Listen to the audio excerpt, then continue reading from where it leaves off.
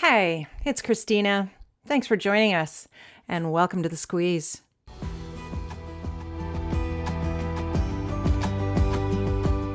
Remember, power is a complex game.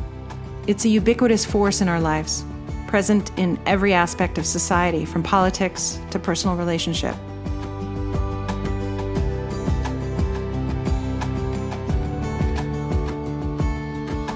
Many years ago, I was working inside a large organization, and I had this experience that really helped me understand the mutable nature of power. I was down at the food court. I was waiting in the Starbucks lineup, and I glanced up from my phone all of a sudden, and I noticed the CEO of the organization where I worked. He was in the lineup a few people ahead of me. Now, I didn't know him personally, and I don't know that I'd ever actually seen him outside of the usual corporate setting upstairs, except perhaps when he was standing in front of the media and camera crews in the large atrium at the base of the office tower. So seeing him at Starbucks, it was kind of like seeing a cat at the beach. Like, it's not unheard of, but you can't help doing a few double takes. So I was standing there and I found myself reflecting on his role and how much responsibility he had. He was the head of an organization with 26,000 people in it. So he was a big cheese, no question. And as such, he garnered a lot of respect and, dare I say, deference. You know what I mean? It's that kind of bowing and scraping that we do around people in positions of power or celebrity. I'd seen how people would change when they spoke to him, becoming a little more focused, animated, interested. I'd seen senior leaders jockey for his attention around the podium during a conference. And on more than one occasion, I'd seen people take his casual remarks pretty seriously, going so far as to start plotting a new organizational initiative from them. I found the behavior perplexing. It was frustrating. It was silly. I hadn't been working for the organization for a long period of time at this point, and I didn't have much skin in the game. And probably that made it easy to hold it all a little more objectively, which I suppose is why the whole thing was so easily illuminated there in the Starbucks lineup. In spite of all his clout upstairs, here he was, well, just an ordinary guy in a brown suit, like forgettable even. On the outside of his usual domain of power, he had to wait in line just like the rest of us. He had to interact with a rather bored-looking barista just like the rest of us. And I wondered, did he feel the difference? Did he notice that his power hadn't come downstairs with him? And then a few months later, I had this opportunity that helped me better understand and kind of codify what I'd seen in the Starbucks lineup that day. I was in Portland and I was training to certify in this new assessment tool. It was a leadership assessment tool called the Diamond Power Index. It was something specifically designed to examine the effective use of power in organizations.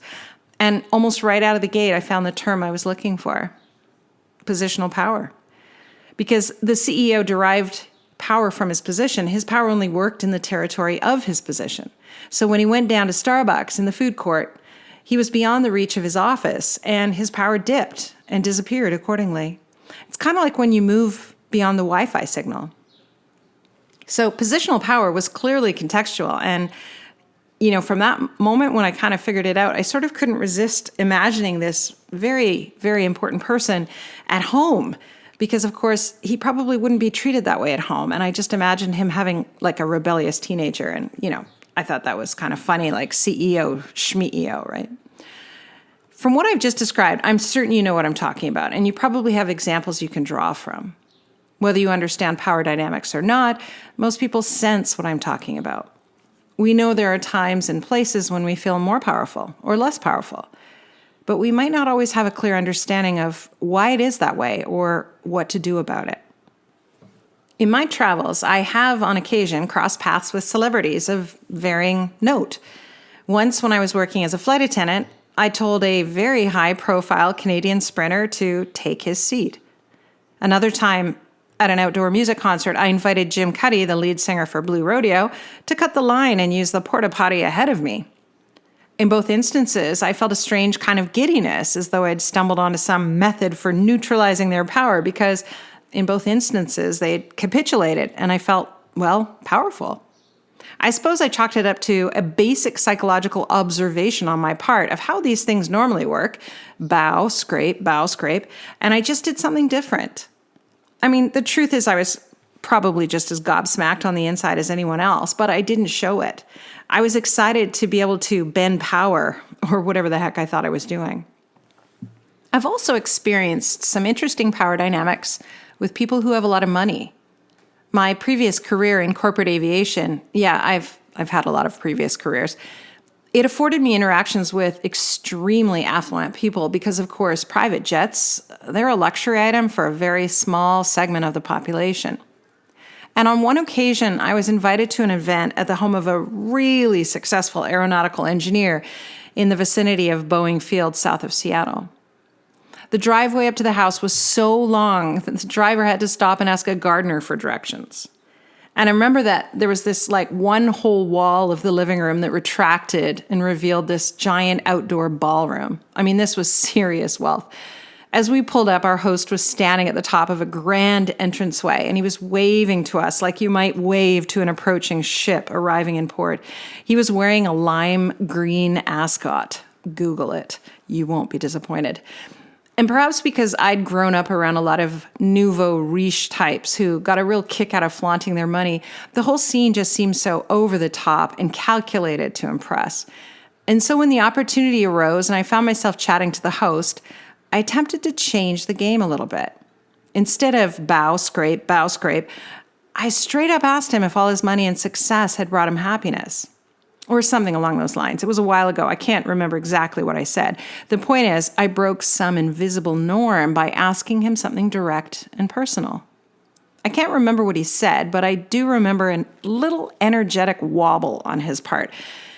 Just for a moment, and then he quickly regrouped and said something witty and pat before moving on to speak to someone else. I hadn't gotten an answer to my question, but honestly, I hadn't really expected to. I just wanted to push a button and see what might happen. He seemed pretty wary of me after that. Now, all these years later, I feel like I have a pretty good framework for revealing what had previously been a little invisible to me. I'd been busy fussing around in intersections of overlapping power. The CEO, he had positional or legitimate power, but within the context of her job, the barista at Starbucks had the personal power to shape the customer experience and influence the attitudes and behaviors of whoever they were serving. The athlete on my flight had referent or charismatic power and possibly financial power, but as a flight attendant, I trumped that with formalized power to enforce the rules designed to ensure the safety and comfort of passengers. I was well within my rights to tell the sprinter to take his seat, even though, frankly, he was more interested in hanging around the galley to sign autographs. The musician also had referent, charismatic, and probably financial power, but in a porta potty lineup, I had the personal power to consciously decide to let the musician cut the line out of a sign of respect or admiration for his work. It was Jim Cuddy, after all, and I now had a great story to share with my friends when I got back. And finally, the aeronautical engineer at the fancy party, he had financial power, but by applying a combination of my own personal power and probably a bit of referent and maybe even expert power, I was able to unseat him a little with my direct line of questioning. The intersections of power I'd been navigating were complex, but they were beginning to make a lot more sense. I wasn't, in fact, bending power to my will, darn it. I was just intuitively nudging situations with my own personal power. And that's what this podcast is about. Power. Overuse, underuse, and just plain ignorance. Power is always at play in all situations, whether we see it or not. And while it's as ubiquitous as the air we breathe, have you noticed how rarely we talk about it? And when we do, it's usually with a wrinkled nose and a pretty negative association. When I teach business students politics, power, and influence tactics, there's usually one or two students who object or take offense to the idea that someone would intentionally use their power, positional, personal, or otherwise, to influence an agenda. I guess it sounded kind of nefarious to their ears. But simply being political or leveraging power or both doesn't automatically mean people around need to hunker into defensive positions. If anything, we need to get better at normalizing the use of power. One of the biggest impediments to organizational success, after all, is a poor use of power. It's easy to think of a plethora of examples of somebody overusing their power. I once worked with a consulting partner who raised his voice and he paced around the room during our contract negotiations. I've been held by U.S. border guards for hours and then released with no explanation. I've had bosses who've mocked me in front of my team. We're all pretty familiar with examples like this because they take such a toll on us. But by the same token, I've pulled out my hair waiting for my boss to just tell me exactly what she wanted me to do. I've watched as a colleague let one of her employees come in late every day without saying anything, even though all her other direct reports were seething. I've even failed to provide critical feedback to an employee who had screwed up because I didn't want to stomp on their engagement. What you may not realize is that an underuse of power is every bit as destructive as overuse, if not more so. In fact, in the organizations that I work in, underuse might be even more common. But before we go too much further, I'd like to reinforce something really important. I'm going to call it power rule number 1. That is that power is morally neutral. It is not in and of itself inherently good or bad. It's a tool or a resource, like any other tool or resource. It's the actions of the person wielding the power who determines its morality. It's the way we use it that matters. On that note, I'm going to invite you to pause for a moment and focus on the word itself, power. What does it make you think of? What kind of reaction do you have to it? How does it make you feel? In which situations do you notice it most?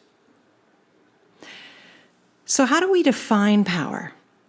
From her book, Power, A User's Guide, Julie Diamond, who, by the way, also developed and delivered the training I'd taken part in Portland, she defines it this way: power is our capacity to impact and influence our environment. Her definition rests on the work of many previous scholars, including German sociologist Max Weber, and it's intended to frame both formal and informal types of power. Historically, of course, power is often defined in terms of battle or military force. Clearly, there are different types of power, and I've mentioned some already in this episode. Remember the CEO? He had positional power. The aeronautical engineer had financial power. The athlete and the artist had referent, charismatic, and probably financial power. And I had personal and perhaps expert power. Understanding the topic of power more deeply allows for a more nuanced exploration that might turn up types of power we didn't even know we had. We also start noticing the limits of other people's power, and the whole thing becomes a bit more gray. And this is good news because then perhaps we begin to realize that navigating power requires greater sensitivity and compassion in our interactions with others. We're more successful when we limit those knee-jerk judgments we so desperately want to apply to people in power. The key to working with and understanding power, therefore, is to consider multiple frames simultaneously. So here's a quick primer that's far from exhaustive and probably differs from other information out there. The important part, though, is to simply begin to appreciate the variety. Positional power, also known as legitimate power, it gives us license to act, and it's derived from the role. When we stray outside the role, of course, we lose our power. That's like the CEO when he goes home. Power derived from wealth and success, that's like the aeronautical engineer, that's called financial power or economic power. Someone who's highly admired or respected, like the athlete or musician, they have referent power. This is the power influencers have.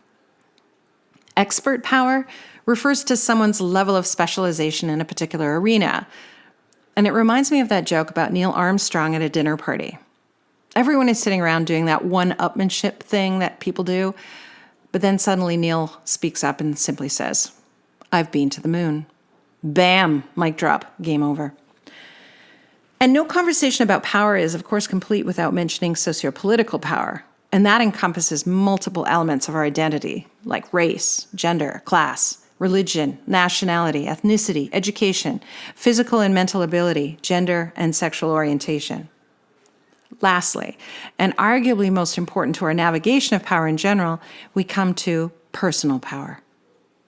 What makes personal power so interesting and indispensable is that it gives us the capacity to act, but it doesn't depend on anything external or social for its value. According to Diamond, quote, while personal power can't be measured, its influence is incalculable.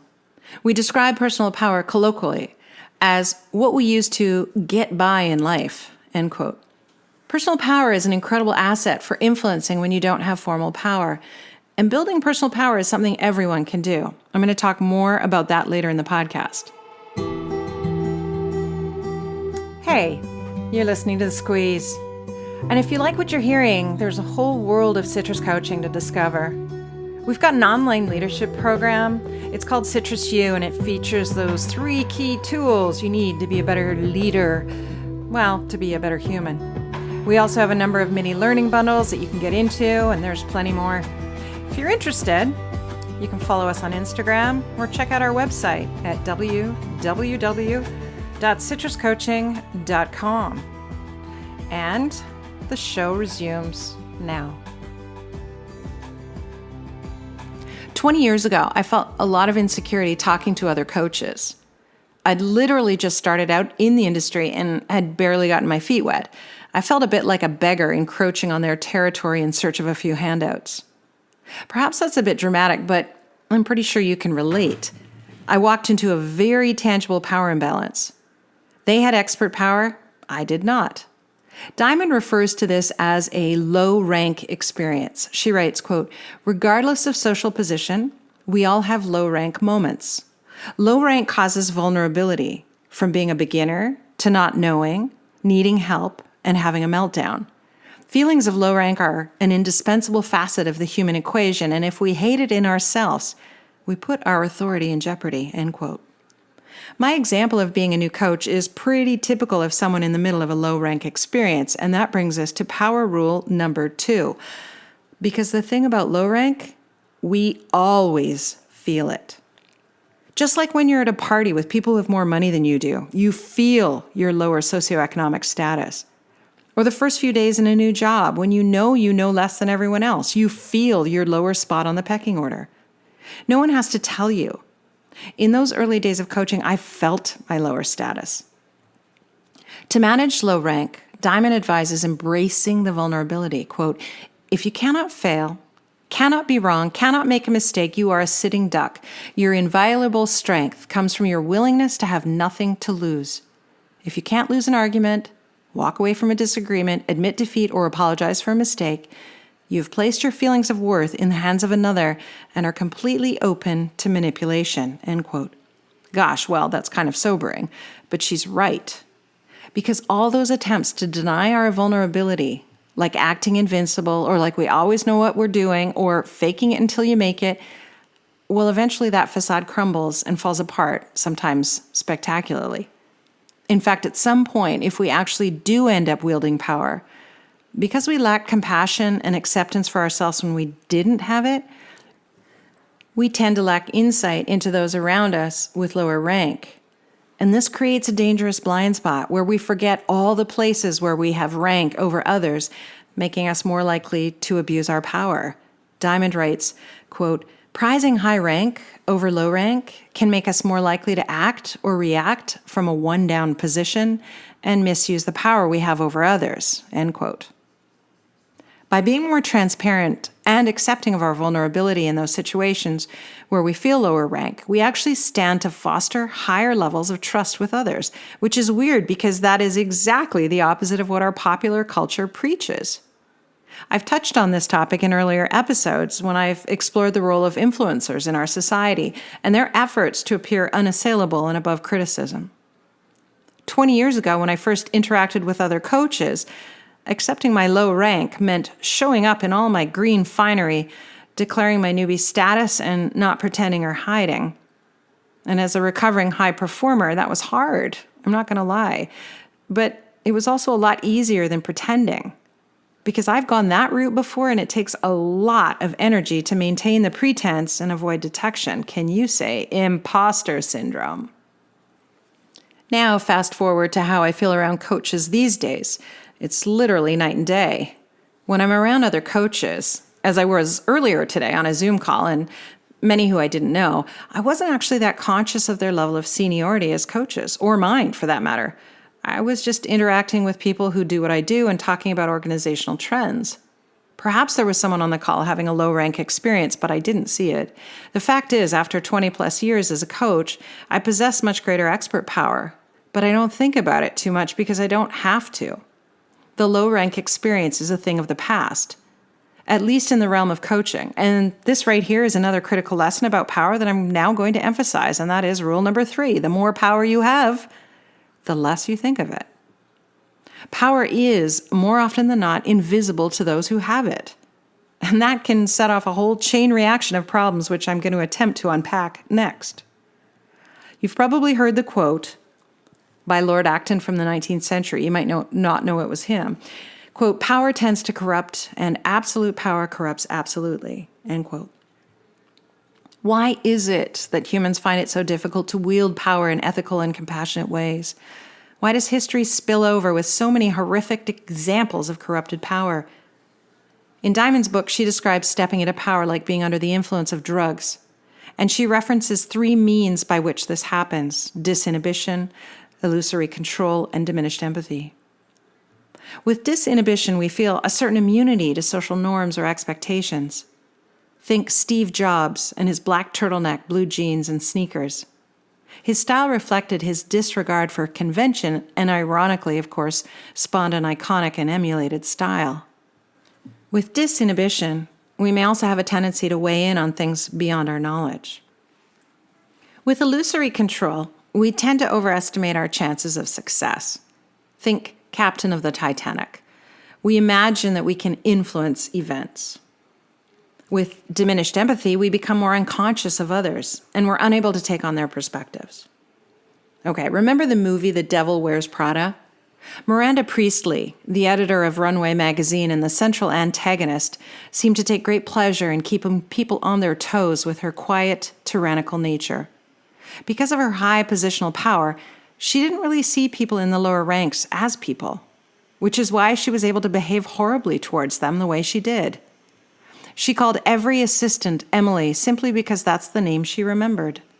She rejected the reality of a hurricane, believing she should be able to fly out of Miami when every other aircraft was grounded. In addition to these 3 means by which power corrupts, Diamond also details 3 corresponding opportunities that open up for people in power: self-fulfilling prophecy, lack of feedback, and lack of role clarity. With self-fulfilling prophecy, your power lives in the minds of those around you. People treat you like a leader and may overlook or ignore your mistakes. This is when we find ourselves clumsily bowing and scraping in front of someone we've just learned is a celebrity or someone important.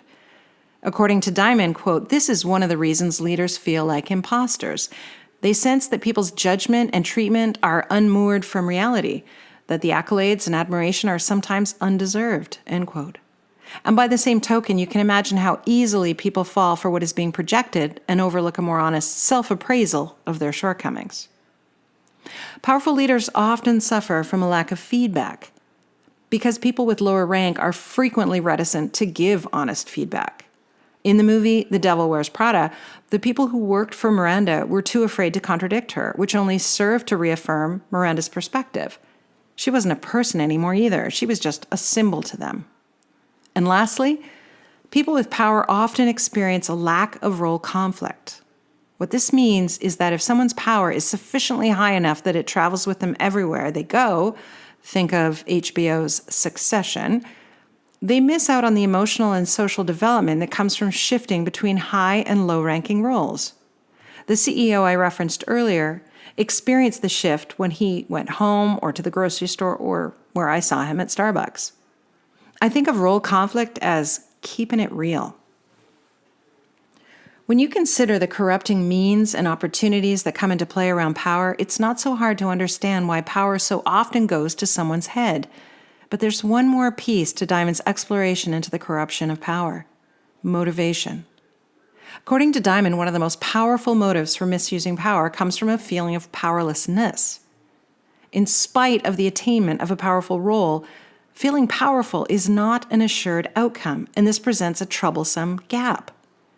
Power plus insecurity equals a very long list of real-life figures like Donald Trump, Harvey Weinstein, Bill Cosby, Vladimir Putin, Elizabeth Holmes, and Robert Murdoch, just to name a few.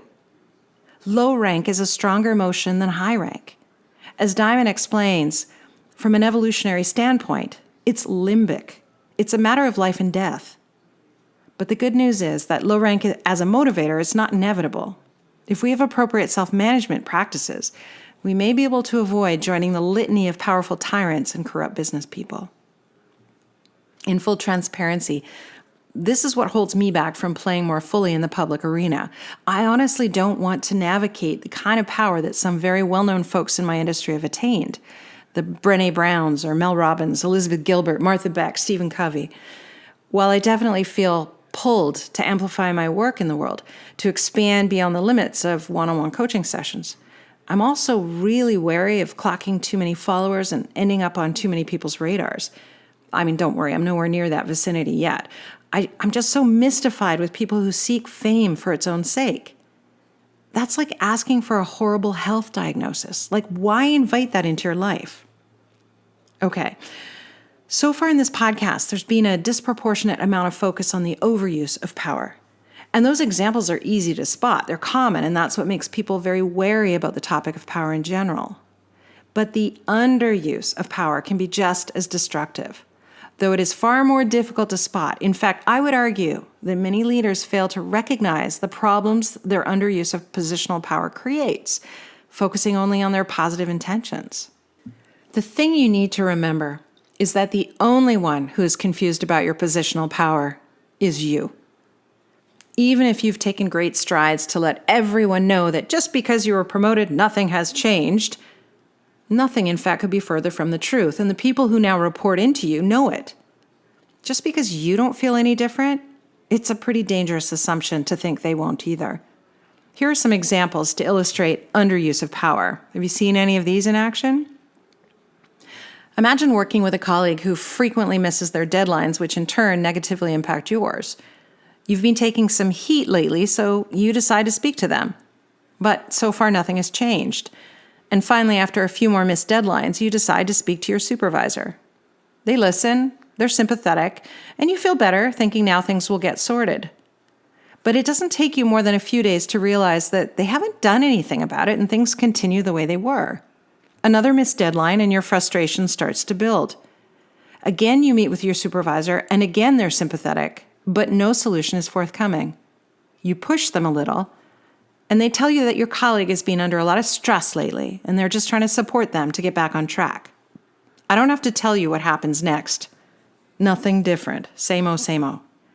This is a classic case of underuse of power. Your supervisor is failing to address a performance issue that is impacting the rest of the team. Your hands are tied because you lack the power to hold your colleague accountable. You talk to some of your other colleagues who've seen what's going on and are equally frustrated, and you begin to sense a kind of a dip in morale. And pretty soon, a significant chunk of your workday is taken up fixating on the situation that you have no control over, and before you know it, you're starting to check out postings in other organizations.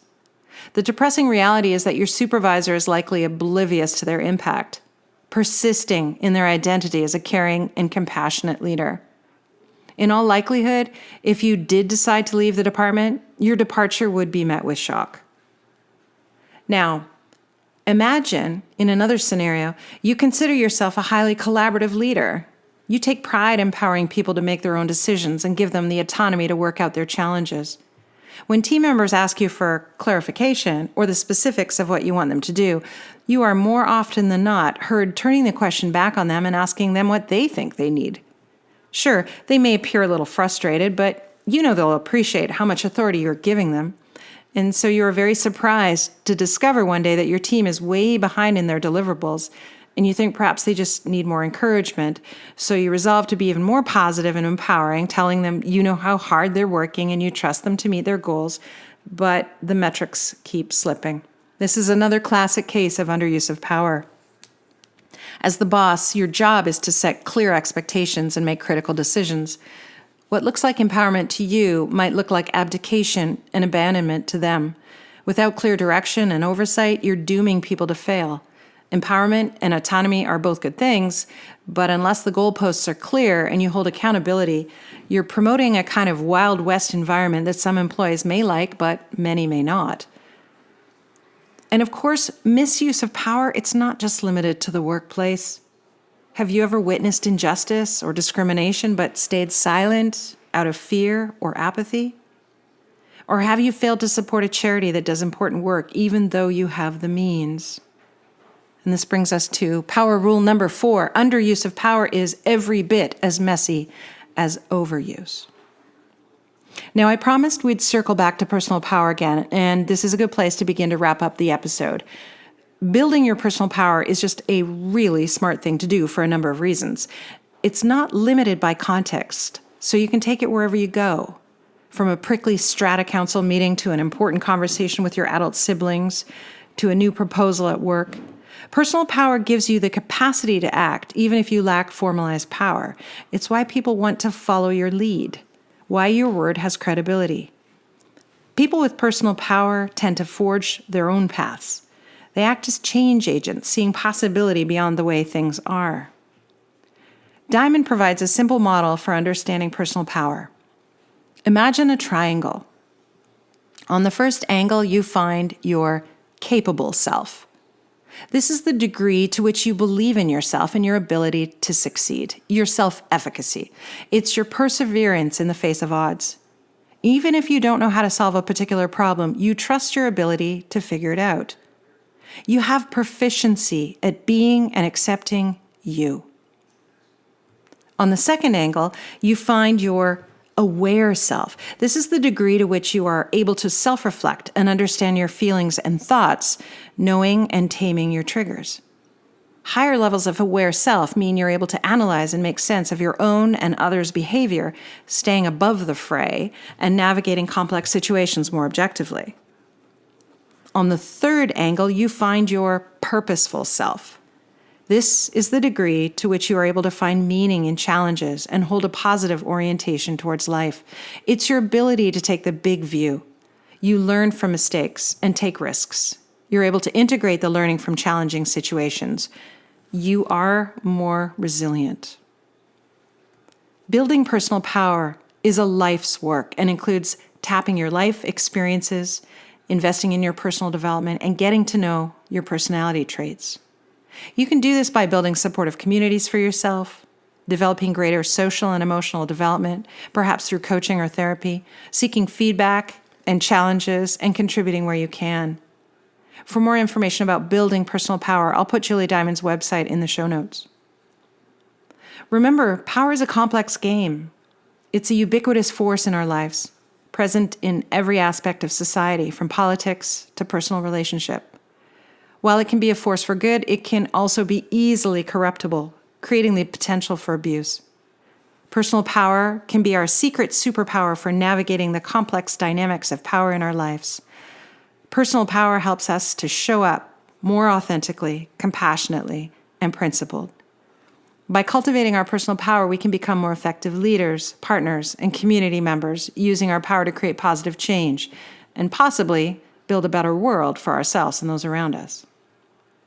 So remember, rule number 1, power is morally neutral. Number 2, we always feel low rank. Number 3, the more power you have, the less you think of it. Number 4, underuse of power is every bit as messy as overuse. And lastly, number 5, personal power is the ultimate accessory. Bring it with you everywhere. If you're interested in hearing more about the power assessment tool I mentioned at the beginning, the Diamond Power Index, shoot me a message so I can tell you more about it. Until next time.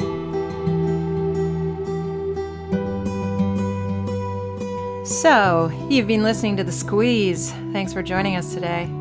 If you want to continue tuning in, don't forget to click subscribe. And as always, we want to hear your thoughts, your comments, your feedback, and challenges if there's anything you don't agree with. Thanks for joining us, and see you next time.